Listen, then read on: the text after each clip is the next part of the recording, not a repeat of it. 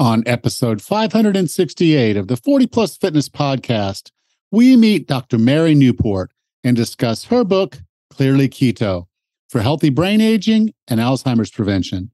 You can find the full show notes for this episode at 40plusfitnesspodcast.com/567.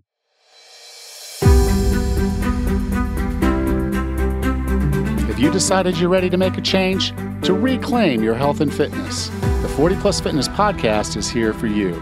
Each week, we dive deep into health and fitness topics that affect those of us over 40.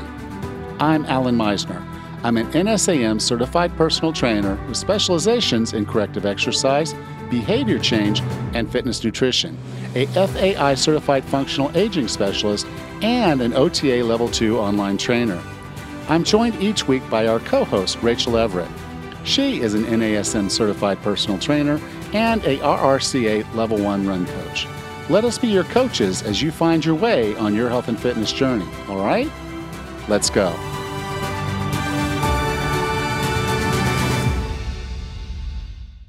Before we get going with this episode, I want to tell you a secret. I'm about a week away from launching a special workshop with early bird pricing and special bonuses for quick action takers like you. More details are coming. If you want to make sure you don't miss it, you need to join our Facebook group at 40plusfitnesspodcast.com/group with weekly challenges, health and fitness tips, behind the scenes looks, and to be the first to know, you should be a part of this group. 40plusfitnesspodcast.com/group. Hey, Raz. Hey, Alan. How are you today? I'm doing all right. Kind of dealing with a stomach bug. So I've kind of laid low the last few days and done most of my things from here at Lula's in our apartment. As you see from the video we have, I'm in my studio, my fitness studio here at Lula's. And so I'm staying here because I don't want to be more than maybe 10 feet away from a bathroom. Sure. So just trying to stay hydrated, taking some Imodium and things like that to kind of get myself to a point where I can get through this thing, deal with this little bug. But, it's the thing. But yeah. Well, I hope you feel better soon. Thank you. But everything's great. I can't. Good. How are things with you? Good. I just wanted to update you and our listeners real quick. I've shared that Mike, my husband, Mike, has been battling kidney cancer, and our surgery is slated. It should be in another week or so. And they're going to remove his whole kidney and the nearby lymph nodes and adrenal gland. And his pre-surgery EKG and blood work, he had one more CAT scan, which showed the tumor shrunk, which is great. Everything is looking good. And so I hope to have some good reports in about a week or so. But I wanted to share real quick too that we were talking to the oncologist, and of course, all surgeries are high risk, and it's always scary to go under the knife. But our doctor assured Mike that he was a pretty healthy patient. He's of good weight. His blood pressure is controlled. He is in good shape for surgery. And so it was really nice to hear that reassurance from the doctor that all that we do with our running and our dietary choices and everything has made him healthy enough to be able to manage a pretty big surgery like this coming up. So it was just nice to hear that reassurance. So if the oncologist feels good, then we feel good. So good news. Good. So Mike's fit, trim, ready to go. And we are. Chicks dig scars. So that's right. Yep. So we're very optimistic. That's good to hear. Yeah. So you ready to talk to Dr. Newport? Sure. Our guest today was educated at Xavier University and the University of Cincinnati College of Medicine. She is board certified in pediatrics and neonatology. She practiced neonatology in Florida for 30 years and was the founding medical director of 2 newborn intensive care units in the Tampa Bay area. More recently, she has practiced at the opposite end of the spectrum, providing care for hospice patients in the Tampa Bay area for nearly 3 years and in-home health risk assessments thereafter. She writes and speaks in the United States and around the world on ketones as an alternative fuel for the brain for Alzheimer's and other disorders. Her previous books include Alzheimer's Disease, What If There Was a Cure?, The Story of Ketones, The Coconut Oil and Low Carb Solution for Alzheimer's, Parkinson's, and Other Diseases, and The Complete Book of Ketones, a practical guide to the ketogenic diet and ketone supplements. With no further ado, here's Dr. Mary Newport. Dr. Newport, welcome to 40 Plus Fitness. Oh, hi, Alan. Thank you so much for having me on your program. So the book we're going to talk about today is called Clearly Keto for Healthy Brain Aging and Alzheimer's Prevention. And the one thing I would say is, I think cancer scares everybody to some extent, as it should. But the numbers that we see for Alzheimer's cases, and particularly the forward-looking statistics on what that's going to look like in 40 years, 30 years, is terrifying. It is terrifying. I think everybody knows somebody or has a family member, that's been dealing with Alzheimer's. Yeah, and that I come from kind of a long-lived family. So particularly my father's side, my grandfather lived into his mid-90s, not well, but he did live. Yeah. My grandmother lived into her late 80s, but towards the end, I think she was also starting to suffer from some dementia issues. In fact, the last time I saw her, I don't think she recognized me. I think she thought I was my father, because just the way she was carrying on and talking and things like that, I think she had confused me. So this is just one of those topics that I'm like, okay, if I could figure this out, I'm going to feel a lot better about getting old. That whole growing old and together, you might not be together. Right. You might not be together. Yeah, that's what happened with me and my husband. Right. Can we talk a bit about Steve's case and what happened there? Yeah. So you probably mentioned already with my biography that I'm a physician. I practiced newborn intensive care for 30 years. And Steve was an accountant, and it worked out perfectly for our family because he stayed home with our children. He could work from home. He was the original Mr. Mom. And he was a perfectionist. He was into kayaking. He read novels. But when he was 51, he started having memory issues. And I thought maybe it's just a midlife crisis. He would miss appointments. He started shuffling around his accounting work. Like a quarterly tax return was fairly simple for our practice. It should have taken him 20 minutes, and it would take him several days. And he would shuffle everything around and procrastinate. And it was becoming worrisome. And then he started forgetting if he'd been to the bank and the post office, and he would misplace mail. And that was bad because it was, checks that people were sending in for payments that he would misplace.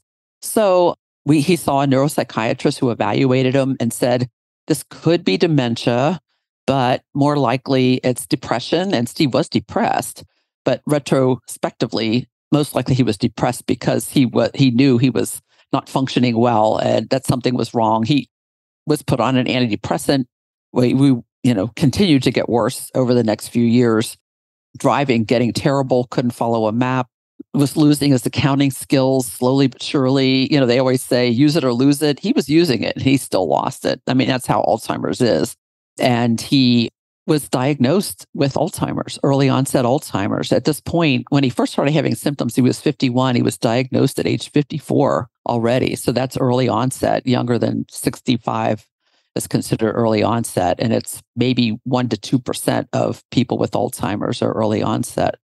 So this was, as you were saying, you hope to live out into old age, with your partner. And as I'm researching Alzheimer's at the time, I'm finding out the average lifespan is about 7 years after diagnosis. And I thought, well, we're not even going to get to retire together. So that was, just put a very big damper, on our future. And so, constantly looking for clinical trials or anything, we were always told by the Alzheimer's Association that we were within 5 years of a cure. We heard this over and over every year. We're within 5 years of a cure, donate, the research, but we were always watching for clinical trials, and they were kind of few and far between in our area, where we live north of Tampa in Florida. And so, but he continued to progress. By age 56, he had lost all of his accounting skills. He had worked on a computer all day, every day, and he'd play on it when he wasn't working on it. Always had to have the fastest computer. But at age 56, he couldn't even figure out how to turn it on or much less use a mouse or do any accounting work. he also had to quit driving that same year. It's hard to think, after diagnosis, somebody with Alzheimer's still driving, but people do, until they can. And I mean, it's a very slow process. There's an awful lot you can do for a long time. A lot of people socially don't realize that you have a problem. And we kind of, it changes how people look at you once you tell them. So we were not aggressively telling family and friends that he had this diagnosis, right away.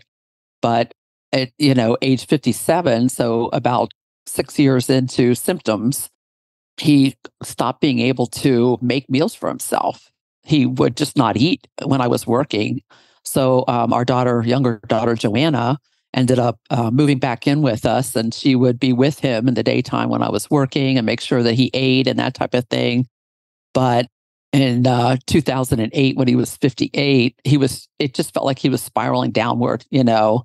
I was pretty much giving up hope that we were going to, come across that cure. And we had already, a couple years before that, switched to a Mediterranean style diet. I had read some research that the people who ate the most Mediterranean-like diet that had Alzheimer's lived on average 4 years longer than people who ate the least Mediterranean-like diet. I said, okay, well, maybe this will buy us some time. And that was the first I had even considered that nutrition might have anything to do with Alzheimer's. So then I was keeping my eyes, doing like wider searches, thinking of nutrition and other factors, that we might be able to address that possibly help him. But so when he was 58, this was in May of 2008, 2 clinical trials became available in our area. And we're like, oh my gosh, and maybe he'll qualify. And like in previous studies, you would be disqualified if you had a history of depression. And it's like, if you had early onset Alzheimer's and you knew it, wouldn't you be depressed? Who wouldn't be depressed? So, but these 2 did not disqualify you if you had had depression. This was really these were the first studies that came along in our area that had those criteria. And so he was scheduled for 2 days in a row to try out, to be tested, to get into these clinical trials, 2 different centers, 2 different cities. And the night before, I thought, I'm going to look up these 2 drugs and look at the risks and the benefits, because we might get a choice. If he qualifies for both studies, we would have to choose. So I came upon a press release for a medical food that was going to come out in about a year from then. And they had done a pilot study in which nearly half of the people who had taken it had improved memory and cognition after 1 dose. And this was something you never hear, improve with any drugs for Alzheimer's, that it improves memory or cognition. It might slow the disease down for 6 months or so. So it didn't say what it was or what it did, how it worked. So I was able to find their patent application, and I read through that, and I learned a whole lot about Alzheimer's as a type of diabetes of the brain, which I think we'll talk about in a few minutes, and that ketones are an alternative fuel for the brain, and that one of the things that happens in Alzheimer's is that there's decreased glucose uptake into certain areas of the brain. And, glucose is a fuel. It's the basic fuel. If we're eating a typical higher carb American diet, we're running off glucose, most of the time. And our brain in particular, is running off glucose. But if you have a problem getting glucose into cells, you can have, the cell can be surrounded by glucose, but can be starving because the glucose just literally cannot get into the cell and provide the fuel that the cell needs to produce energy, this energy molecule called ATP.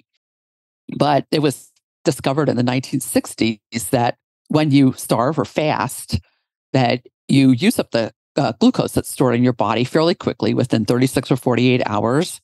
And when that runs out, then you start breaking down fat. And you break down some muscle too, possibly to make glucose. But since we have fat, we can break down fat. And some of that fat is converted to ketones, which are taken up very well by the brain and can provide fuel to the brain. So this was really a neat idea. I thought, this is cool.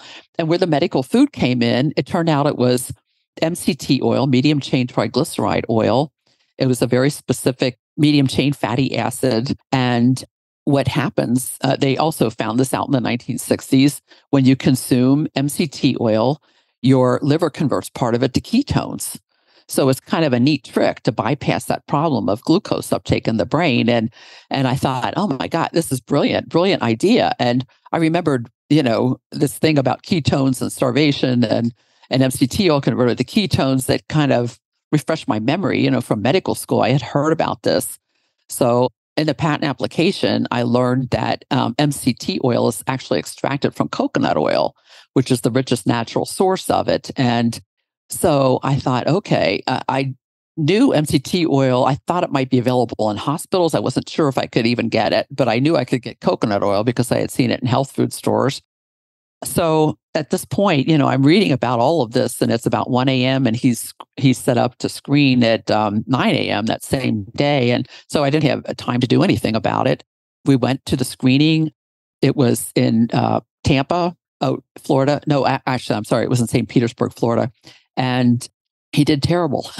There was a mini mental status exam. He needed to get 16 out of 30 points correct to qualify. They were looking for people with mild to moderate Alzheimer's. He scored only 14. So he did not get accepted into the trial. And the doctor asked him to draw a clock. And that's a very specific test for Alzheimer's. And I have it here. I know you're not going to be showing the video on the book, but what he drew, so you can see it. A few little random circles and a few numbers, 4 numbers. It was very disorganized. And the doctor said he's on the verge of severe Alzheimer's. And I kind of knew it, but that really hit home. And I thought, what do we have to lose? I'm going to go get some coconut oil. And so we bought that on the way home. And then I kind of refreshed my freshman biochemistry, what are medium chain fatty acids. And then I found the fatty acid composition of coconut oil. And I learned that it was 60% medium chain triglycerides. And I figured out how much coconut oil I would need to give him to equal what he would get with that medical food that wouldn't be out for a year. And so the next day he was scheduled again for a testing for, a different clinical trial, a different location. And we tried, we went over what is the season, what is the day of the week. He couldn't remember any of that on the way there. The testing was about 3 hours. Well, I put a little over 2 tablespoons is what it added up to in oatmeal in the morning. He had that for breakfast. And then about 3 hours later, he was tested. And he actually gained 4 points from the day before, which was really surprising. And he qualified for the study. And I thought, okay, well, either we just got really lucky or maybe this actually did something, this coconut oil, and I'm going to just keep it going. And so the next day and every day after that, I would give him a little over 2 tablespoons of coconut oil. But I thought, why would you only use 1 dose? In the patent application, the peak level of ketones was about 90 minutes after taking the MCT oil, and it was down at 3 hours. So I thought, well, what does your brain do the other 21 hours? Your brain needs fuel 24/7, even when you're sleeping. Your brain is extremely active and uses a lot of calories, a lot of energy.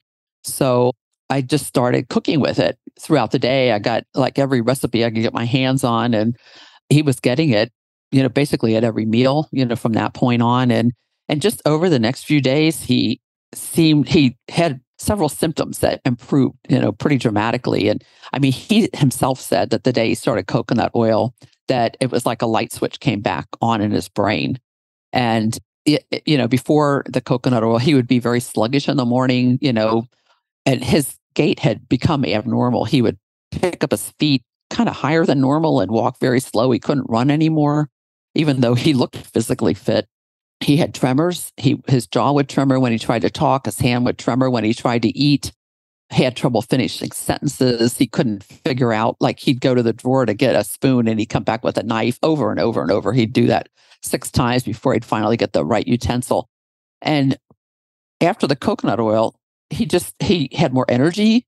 He was more talkative. He started whistling again. He was a great whistler. He whistled these great medleys, making jokes, and he could get the utensil. And by about the 4th or 5th day, we're like, something has changed. Something has changed for the better. This might actually be working. And So I was, in the meantime, researching everything I could about ketones. And I started, I called Dr. Richard Veach, who was a world renowned ketone expert. Sadly, he passed away in early 2020 at age 84, still working at the NIH, but he was considered the world expert on ketones. He had been studying them for decades, and he had been working on a ketone ester that could greatly increase ketone levels, much more than coconut oil or MCT oil.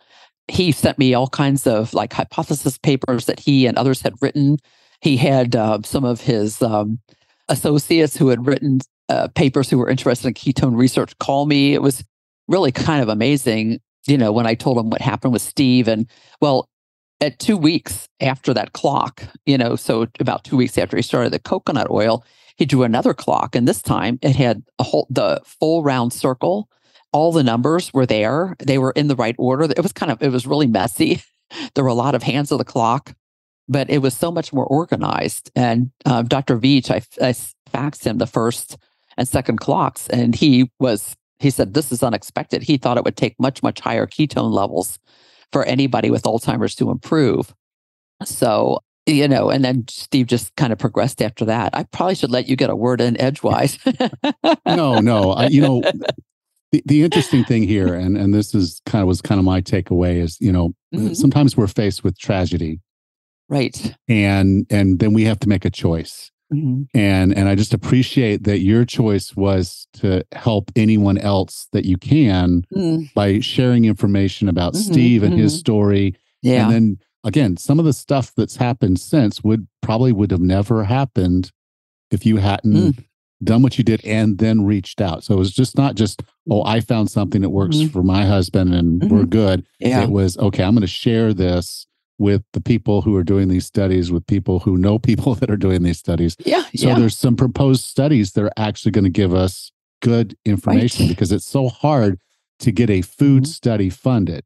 It is. And the people that were going to do it, I'm assuming maybe they got their product released at some level, but they did it because they had a product. They did it because they were going to sell something. Right. And you just did this because you saw it was helping Steve, and you're helping people yourself now. So I just want to thank you for that. And sorry that we lost Steve at some point here, but I know that you made his life as good as it possibly could have been particularly in those last years with this treatment. So I want to take a step back because we've talked about a few things, and I've said this a few times on the show because I've read it, that Alzheimer's is sort of like diabetes type 3, if we wanted to, some people call it that, but it's basically an issue with the brain getting energy. So with us having difficulty getting energy to the cells in the brain, we call it glucose uptake.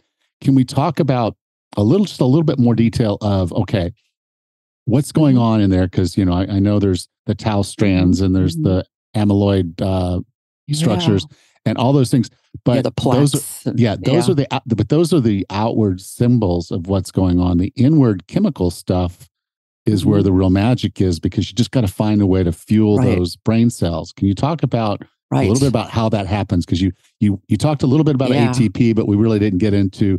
I've always known of it as the Krebs cycle, but you use the Krebs cycle. You use TCA cycle is another. Word. Yeah, and citric acid cycle is another. Yeah. So. Basically, I think a lot of people know that insulin is very important. Insulin has to do with getting glucose into cells. It's in the brain. It's somewhat more indirect. It's indirectly involved, but it's still involved in some insulin does cross the blood-brain barrier. It used to be thought that insulin was not made in the brain. It didn't cross into the brain. It had nothing to do with the brain, but it turns out it has everything to do with the brain. It actually does cross the blood-brain barrier. It's just much lower levels than what are present in our blood. But in Alzheimer's, there's a problem that seems to be related to insulin resistance and insulin deficiency. There are some researchers that have found evidence that insulin is made in the brain. They don't know exactly where in the brain yet. But, with Alzheimer's, 10 to 20 years before you begin to have symptoms, there's already this problem of glucose uptake in the brain being defective. And it's part of it is glucose actually getting into the brain itself. is depressed, and that seems to be related to insulin in some way. And then glucose getting into cells. There are glucose transporters. So these are molecules that are kind of openings, I guess, in the cell membrane that allows glucose to enter a cell. And the ones that are involved in glucose getting across the blood-brain barrier into the brain and into brain cells are deficient in Alzheimer's. There's another problem. There's a complex called PDH complex 1 that is right at the level of the mitochondria, which are factories where ATP is made. We have like anywhere from 100 to 1,000 or so of these mitochondria in a cell in which energy is produced, but also like thousands of proteins are produced in these mitochondria as well. And the PDH complex is required for glucose to actually be, it's converted. There's like 6 steps, and then it has to be converted to pyruvate to enter into that TCA cycle, which is located in the mitochondria. And this complex is deficient as well. And there's a thing called mitochondrial dysfunction. That's one area of study that hasn't gotten as much attention as these plaques and tangles that you mentioned. But, basically, there seems to be a problem with insulin resistance and insulin deficiency that affect glucose getting into the brain, getting into these mitochondria where ATP is made. And Dr. Stephen Cunnane in Canada has done an incredible amount of work. He's at Sherbrooke University, and he and his associates have been studying this very intensively. And they have been using ketone and glucose PET scans. They've studied over 300 adults of all ages, including many healthy adults, healthy older adults, people with mild cognitive impairment, which precedes Alzheimer's, and people with Alzheimer's. And they have found that there is what he calls a brain energy gap. So there's a gap between how much energy the brain needs and how much it actually gets. And this is present even in people who test normal in their 70s, cognitively normal. There's a gap of about 7 to 9% between how much energy the brain needs and how much it actually gets. And in people with mild cognitive impairment, that widens to 10 or 12%. In people with Alzheimer's at the earliest stages, it's 20%, a 20% gap between how much energy the brain needs and how much it gets. And, it just continues to get worse as Alzheimer's progresses. So that's a very interesting finding. And then along with that, he has found that ketones are taken up normally in these same areas of the brain that are affected by Alzheimer's. And it supports this idea that Dr. Veach had back in the 1990s that ketones could possibly help somebody with Alzheimer's. And he has tested MCT oil, which is the medical food, that I've read about in that press release. And he has found that MCT oil does contribute to increased fuel uptake and energy production from ketones. And it also improves cognitive performance in people with mild cognitive impairment. He did a 6-month study. They received 2 tablespoons a day of MCT oil.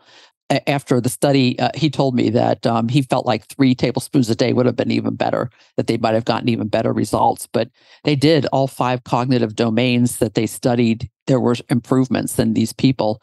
And the level of ketones they produced from the MCT oil was sustained throughout the 6 months. It wasn't that their body adjusted and they weren't making ketones anymore. They were. They actually were making the same amount as, when they at the beginning of the study.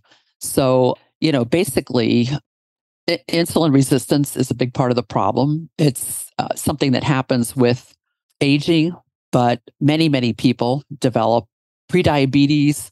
And diabetes, by age 75, about 3/4 of people have either diabetes or prediabetes. So it's very, very prevalent.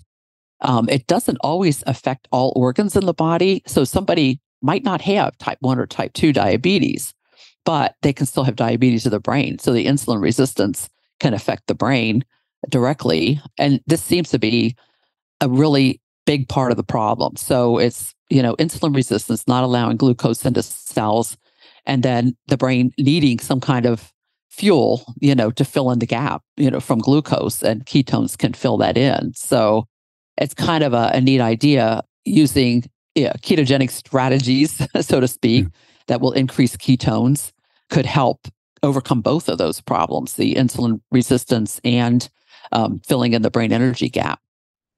This episode of the 40 Plus Fitness Podcast is sponsored by Athletic Greens, the makers of AG1. I started taking AG1 because I realized I wasn't getting a broad enough variety of vegetables in my diet. We get good quality vegetables where I live, but limited types. And even if you get a good variety where you live, current farming practices might degrade the quality. It's hard to get both.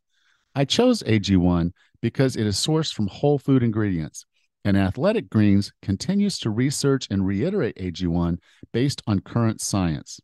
In 12 years, they've improved it 52 times, and they're not stopping there. It's in their DNA to continuously improve.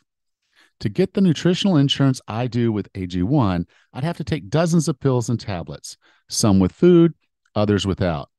AG1 mixes well with water, and it tastes great. It's lifestyle friendly. Keto, vegan, dairy-free, gluten-free, no chemicals or artificial anything. Simple. And when you start your day with a healthy habit, you prime your subconscious to do more of the same throughout the day. I could go on and on. To make it easy, Athletic Greens is going to give you 1 free year supply of immune-supporting vitamin D and 5 free travel packs with your first purchase. All you have to do is visit athleticgreens.com/40 plus. Again, that's athleticgreens.com/40 plus to take ownership over your health and pick the ultimate daily nutritional insurance. Yeah. And so if someone wanted to address this aging, particularly healthy aging of the brain, marrying ketosis with the Mediterranean diet is sort of your prescription. Can you talk a little bit about why those would be so protective for the brain? Yeah. There have been hundreds of studies of the Mediterranean diet and cognition. I think I found over 500 when I did a search on PubMed. And basically, the standard American diet has gone in the junk food route, ultra processed foods, a lot of fructose, which is very harmful, very inflammatory in cells, in many cells and tissues. Just not getting the right nutrients, not getting the right forms of vitamins. And, with the Mediterranean diet, a whole food diet, basically a whole food Mediterranean diet. You're eating whole grains, legumes. You're eating, it emphasizes fish more so than red meat. It doesn't completely eliminate red meat necessarily, but just suggests limiting that. Moderate amount of dairy and full fat dairy. This is not a fat-free, low-fat diet, and emphasizes olive oil, healthy fats like olive oil, and monounsaturated fats, which are in olive oil. Nuts and seeds are very rich in them. Avocados, a lot of foods like that you can eat. The interesting thing about dairy fat, human breast milk has medium-chain triglycerides in it. The newborn goes into ketosis within hours, and a newborn that is strictly breastfed goes into ketosis. They break down their fat, which helps get through those first few days while the milk is trying to come in. And the breast milk does have medium chain triglycerides. So the newborn, it gets quite a lot of its energy from ketones. And ketones, Dr. Cunnane, again, he was studying newborns before he switched and started studying Alzheimer's. They found that fatty acids are broken down into ketones, and ketones are the building blocks for lipids in the brain. And the brain's about 60 or 70% lipids, including cholesterol, and ketones are the building blocks for all of that. So very, very important in the newborn. But so back to the diet. Anyway, dairy, fat, cow milk, goat milk, it also has medium chain triglycerides in it. And, I think, these days, even, there's been this idea around for several decades, I think about 50 years now, American Heart Association, we should eat a low-fat diet, avoid saturated fats. And even now, like USDA, what they prescribe for children, the WIC program, Women's, Infants, and Children Feeding Program, for underprivileged people, it emphasizes low-fat dairy, even for little children that are just coming off breast milk. And breast milk's about 50% fat, and more than half of it is saturated fat. And now, we're supposed to eat a low-fat, fat-free diet, even the dairy in a tiny growing child whose brain is actively growing, and, lipids are accumulating very quickly in this brain. So, basically, the Mediterranean diet is it emphasizes healthy fats. It's not a low-fat diet, but you can get most of the vitamins and other nutrients that you need for healthy brain aging by eating a Mediterranean diet. So I like the idea. And there's so many diets that can be adapted to a keto kind of a diet. So basically, when you do a Mediterranean keto diet, you're using the principles of the Mediterranean diet, but eating more fat and less carbohydrate. So basically eating smaller portions. I still remember the food pyramid from 1992. Oh my God, the base of the period was General Mills. Of the pyramid. Yeah, well, it was General Mills.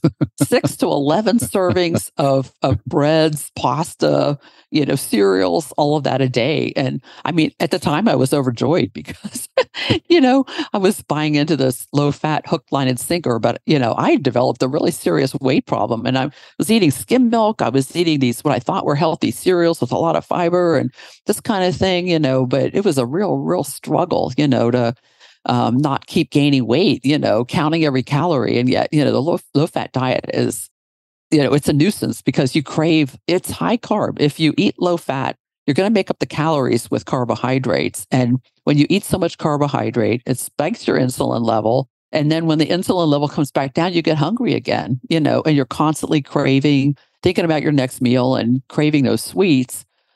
And that's kind of where I was at for a lot of years until we switched to a Mediterranean diet. And within about 3 days, I stopped craving, constantly thinking about what my next meal was going to be and craving sweets. It was really kind of amazing.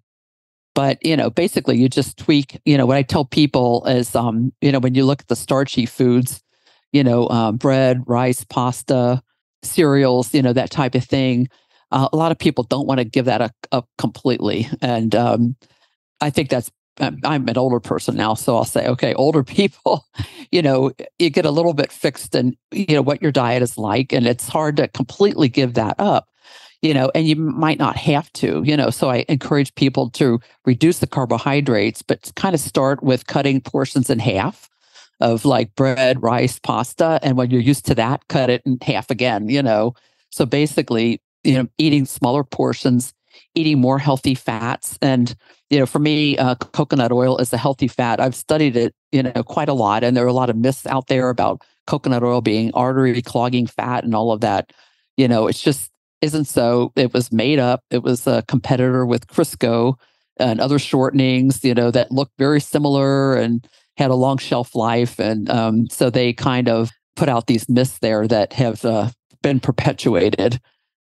But olive oil, staying away from certain fats like, oils that are reheated over and over. A lot of fast food restaurants, they'll keep the same oil in their fryers for a week. Yeah, I can testify to that. I worked fast food when I was in college, and it's one of those things where there's a standard for how often you're supposed to change it, and that's even too long. But most managers will sit there and say, "Look, we can, we're spending too much money on oil, so one more day, scrape out and filter it, get all the stuff out of it, and take it for one more day." And right, yeah, and it's heated to a very hot temperature. You think about throwing French fries in there and how quickly they have to be, or whatever you're frying in it, and it creates a lot of toxic lipids that are very harmful. For a long time, until very, very recently, they were loaded with hydrogenated fats, trans fats. And, this could have played very well into this Alzheimer epidemic that we were seeing. These trans fats, every cell membrane is made up of lipids, and it should be very fluid, the cell membrane. But when you add trans fats and they get into the cell membrane, which they do, makes the cell membrane stiff, and the cell doesn't live as long. It affects what's transported in and out of the cell. So a lot of problems. And fortunately, they've almost been banned from the U.S. They were kind of phased out between 2013 and 2018. And they're still allowed to have up to a half gram of trans fat per serving. So some manufacturers adjusted their serving size downward, so that they can still use some trans fat. And now they're exploring these fats where they still make them hydrogenated fats, but they're removing the trans fats. So it's still not really a normal fat, in some of these foods that they're experimenting with. So, just so many reasons to go with a whole food, like a Mediterranean style diet, just many vitamins, minerals, other things like choline is a good example. Most people may not have ever heard of choline, but they might have heard of DHA, omega-3 fatty acids.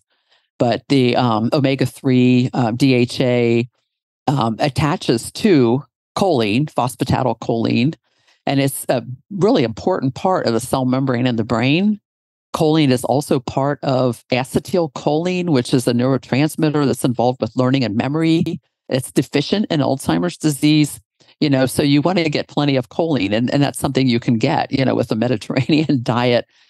It's in certain nuts, it's in animal meats, fish, that type of thing.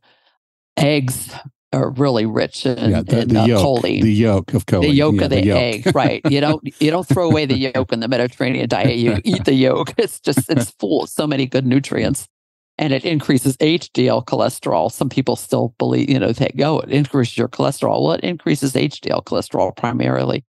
That's, basically, and, eating this type of diet will help overcome insulin resistance. If you reduce the carbohydrate in the diet, and I kind of suggest trying to stay under 60 grams a day. A lot of people might still want some carbohydrates. They might want more than that, maybe limiting the upper, to 130 grams a day, and then including enough healthy fats in the diet. But under 60 grams, there's a good chance that you will be in ketosis much of the time, stay in ketosis, and then adding coconut and MCT oil can help sustain, like a constant level of mild ketosis. They call it mild nutritional ketosis. And there are supplements out there too, ketone salts, the ketone ester that Dr. Veach was developing in the 1990s. That's been out on the market, really marketed to athletes, but a lot of people with neurological diseases are trying it. So that's out there. Ketone salts are out there. There's other all kinds of ketone products coming along. We didn't have access to any of that, but I knew about it, as these things were being developed. And I think of those kind of supplements as like a way to further boost your ketone levels. It usually will sustain for 3 or 4 hours, and then it's kind of back to baseline again when you take a supplement. I think of using MCT and coconut oil as part of the food to help sustain at least a baseline level of ketosis. And then for people that want to supplement, they'll get a temporary boost, in between. Now we call ketosis when you get your blood ketone level to 0.5 to basically around 5. And most professionals out there, they're experts on it, will say you don't really want to spend too much time above 5. Right. But for someone who feels like they're having some cognitive issues and wants to or have family history of this happening around them, and so they just want to be careful, where would you say that they should sort of keep their ketone levels for the most part of the day? I'd say between 0.5 and 1, maybe 1.5. A lot of people are having really good success, with, and people with Alzheimer's and Parkinson's disease, with mild nutritional ketosis. The higher range seems to be most effective for people that are dealing with epilepsy, drug-resistant epilepsy, people with cancer. You mentioned cancer at the beginning of this, and there are quite a few studies going on, several dozen studies of using ketogenic diet as an adjunct to standard of care treatment for various types of cancers. It was researched first for glioblastoma, which is severe brain cancer. Most people don't survive more than 6 months from diagnosis. And it's really kind of amazing how the ketogenic diet seems to be able to slow down the growth of the cancer and even shrink tumors, obliterate, get rid of metastases, when it spreads to other parts of the body. And I have met, some people at conferences who have glioblastoma, and they've been on a ketogenic diet for years now and have managed to survive, so far. And they do also get other treatment, most, people with cancer, but it kind of supports it. It seems to be effective for certain types of cancer and even possibly taking ketone ester. There's some animal research suggesting that, that ketone ester could help before getting radiation, for example. And it can help shrink a tumor, make it smaller, which makes it more amenable to surgical removal. If you can get a smaller tumor, like in the brain or whatever, it's being studied for breast cancer, colon cancer, prostate cancer, many different types of cancer. There are clinical trials going on now. Couldn't even say that a few years ago, but these things are happening now. And the ketone ester, Dr. Veach, even though he worked for the NIH, he was competing with thousands of other researchers for research dollars related to Alzheimer's disease. And he could not get funding for a clinical trial for Alzheimer's with this ketone ester. But now, finally, the National Institute of Aging does have a study that's in progress. It's supposed to finish in 2023. And they're studying 150 people. They're looking at all the different blood, spinal fluid, imaging, biomarkers, related to cognitive impairment. And it's people that have metabolic syndrome, which is prediabetes. And they're studying, they're older people. I think they're between 50 and 70 years old, and following them over time. And with the ketone ester, and they're taking pretty hefty doses of it. My husband, Steve, was actually the first person with Alzheimer's to use the ketone ester in a clinical trial. It was a pilot study of one person. And Dr. Veach picked Steve. He felt, I'm a doctor, I can monitor him. He felt very confident. And he literally sent us this was in 2010, about 2 years after he started the coconut oil. And he sent us the raw material. It tasted horrible, just horrible. Yes, and he told me, figure out what to do with this, and I tried all kinds of flavorings and everything, and Steve shuddered every time he took it, but he took it willingly. He knew he had Alzheimer's. He knew all about the ketone ester. He was at a point where he had some setbacks, and it turned him around again, very quickly. And he was very stable for another 20 months after that. And, thanks to Dr. Veach, I felt like we got nearly 4 extra better quality years than the year before he started the coconut oil. And, what happened with Steve was that I had a lady that stayed with him when I went to work, and he hugged and kissed me goodbye, said he loved me. 5 minutes later, she called me and she said he had fallen straight back, had a seizure. It lasted 20 minutes. He stopped breathing. He turned blue. By the time I got home, I got there before emergency services got there, and he was still blue. He wasn't breathing very well. He had another seizure on the way to the hospital, and I guess with his brain already so fragile from Alzheimer's, the head injury and the seizure, lack of oxygen, he became completely dependent after that, and he would have a seizure periodically, even though he was on anti-seizure medication and that kind of thing. And he continued to get the ketone ester and coconut oil. He lived another 2.5 years. I really didn't dream he would live that much longer. And I think perhaps the ketogenic, these things we were doing, helped sustain him. And, he remained very healthy weight. A lot of people with Alzheimer's, they become almost emaciated, as time goes on. And he ate very well up until a couple of weeks before he passed away. And then he just, went unresponsive, just fairly suddenly. And then we lost him a couple of weeks later. So he actually did die from Alzheimer's disease. And many people die with it, but from something else, a lot of elderly people. Mm-hmm. So, Steve was not in a condition where he could really exercise to enhance his program all that well. But for someone who is able to do some exercise, how does that help this process? Yeah. So exercise is very interesting. The Alzheimer's Association now, they have speakers listen to their conference every year.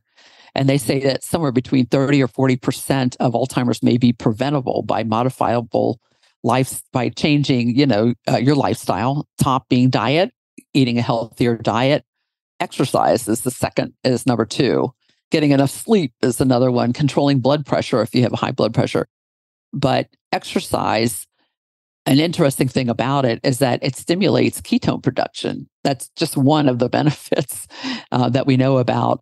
And if you walk vigorously or elliptical, something like that for 30 to 40 minutes, it will stimulate ketone production. This was actually discovered around the 1930s, and it was studied very intensively for about 20 or 30 years. There were quite a few studies, and they called it post-exercise ketosis. And basically, the ketone level would increase kind of into that mild range, as we get with the MCT and coconut oil, and it would be sustained for 8 or 9 hours, which is quite interesting.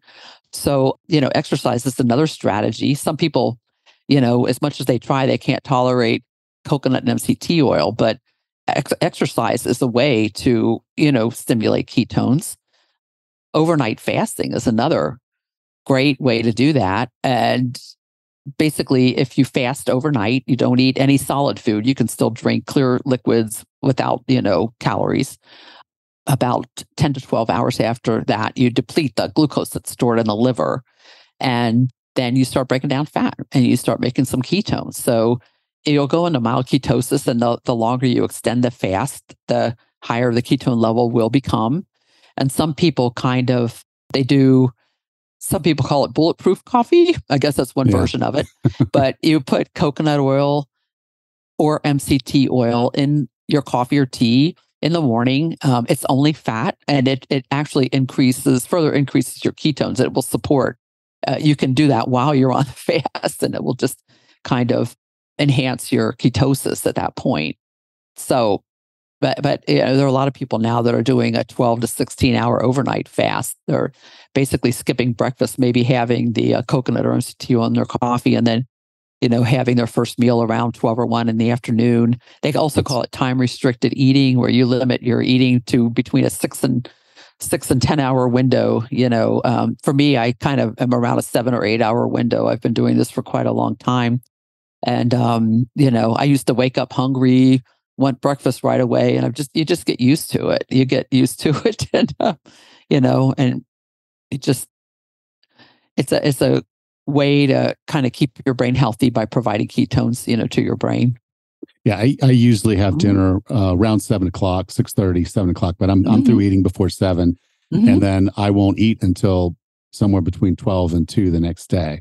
And it's breakfast. I'm still making eggs and, doing my thing, but it's just become kind of my normal structure. When I first get up, I do other things. I don't necessarily eat straight away because I'm not really hungry. And I think that's the other thing. When you really get to a point where you're using ketosis appropriately, those hunger cues are a lot easier to pick up on, and you don't just eat because it's the habit of, it's breakfast. I just woke up. I have to eat something. Right. It actually gets a little easier when your body's burning fat for energy because I got plenty. Right. Yeah. I know. You and me both. Yeah. So you wrap this all up. The book is excellent, by the way. Thank you. And you wrapped it up with a plan. You call it the Clearly Keto Whole Food Mediterranean style diet. Love every word of that. Thank you. I love every word of that. It's a really good, clear, easy thing to do. You also have recipes in the book. So you've pretty much soup to nuts made it to where someone that wants to work on their brain health using ketosis and the Mediterranean diet, it's there. So the book is called Clearly Keto. If someone wanted to learn more about you, Dr. Newport, or the book, where would you like for me to send them? I have a website. It's coconutketones.com, and that's COCONUTKETONES. There's no Y in ketones. .com, and you can see links to my books. There's all kinds of information. I've had this website since late 2008, and I've just been slowly accumulating all kinds of information. I have a page of scientific articles, with there are many studies now with MCT oil, but mostly smaller to medium studies. Larger studies are in progress. A lot of information, scientific reports about ketone esters and salts and ketones in general. Dr. Cunane's research, is on there. I've written some articles about how to use things like coconut and MCT oil and ketone salts, ketone esters. But basically, there's a whole lot of information that people can find there. And my books are available. My publisher is Turner Publishing. They the last I looked, they had a pretty good price pretty comparable, or maybe even a little less than Amazon, for ordering my book. But Amazon, all the major book sites, are carrying the book to pre-order right now. And, I do have other books before that, that 3 other books that I've written. This one is kind of more back to Alzheimer's again.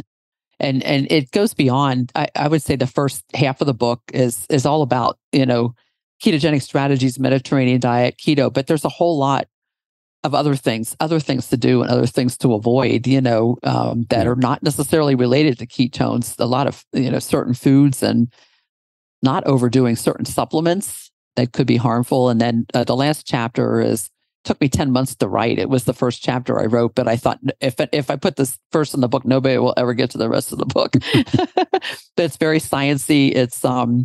It's all about what goes wrong in the Alzheimer brain. I all the different pathologies, how so many of them are connected to insulin resistance. I was really kind of astounded myself, how much of this is related to insulin and lack thereof. Like those plaques and tangles.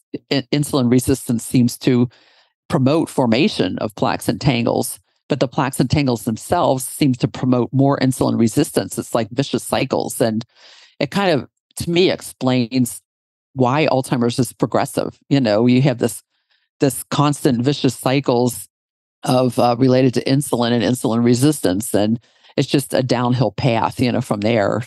Just gets worse and worse over time. So that's for, readers who are really interested in the science as well. I think of it as a bonus chapter. Yeah. So I geeked out. Yeah. I geeked out. So I enjoyed it. Yeah. You can go to 40plusfitnesspodcast.com/568, and I'll be sure to have the links there. Dr. Newport, thank you for being a part of 40 Plus Fitness. Oh, you are very welcome. And thank you so much for inviting me to be on your program again, Alan. This has been wonderful. Thank you for this discussion.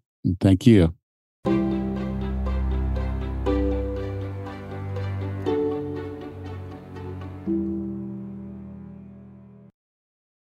Welcome back, Raz. Hey, Alan, this was a really amazing interview. A couple of things just hit me right off the bat. It's quite tragic that her husband was only 51 when he started to experience some Alzheimer dementia symptoms, which kind of hit me hard because I'm 51.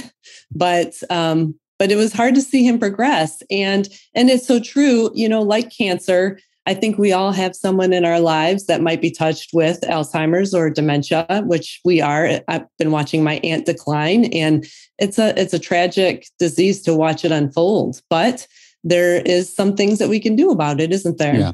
Well, the base point I want to bring up is that she brought up that he had what they call early onset. Mm-hmm. Okay.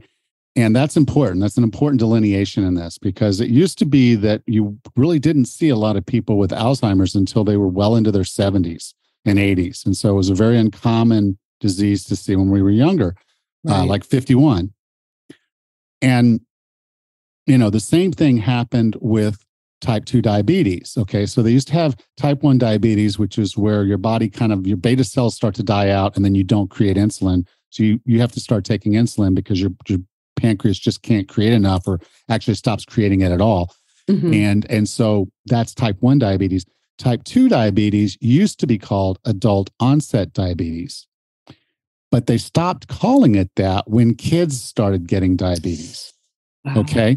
So mm-hmm. it is definitely a lifestyle related issue where we're looking at diet, and people who are eating excess sugar and excess refined carbs are getting these diseases earlier. Now, I'm not saying that's what Dr. Newport's husband did, but there's definitely a problem with our food and our lifestyles. And, a lot of these things are shifting, and they're happening earlier and earlier.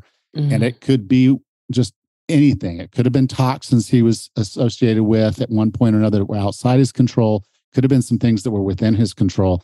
We'll mm-hmm. just never really know. Right. But like you said with Mike, if we're doing the things we need to do to take care of ourselves, we're limiting our risk. And that's really mm-hmm. all we can do in this whole math of getting older and avoiding disease, is to just do things that lower our risks. And I can mm-hmm. tell you, a whole food, clean diet that's giving you all the nutrients your body needs exercising regularly, sleeping well, having great relationships, all the self-care stuff, managing stress, all of those are really, really important aspects of health that if you're just doing what you can in each of those areas, you're going to not just feel and perform better, but you're giving your body a more resilience to be able to keep these things from happening, or at least happening early. I mean, because that's the other side of it.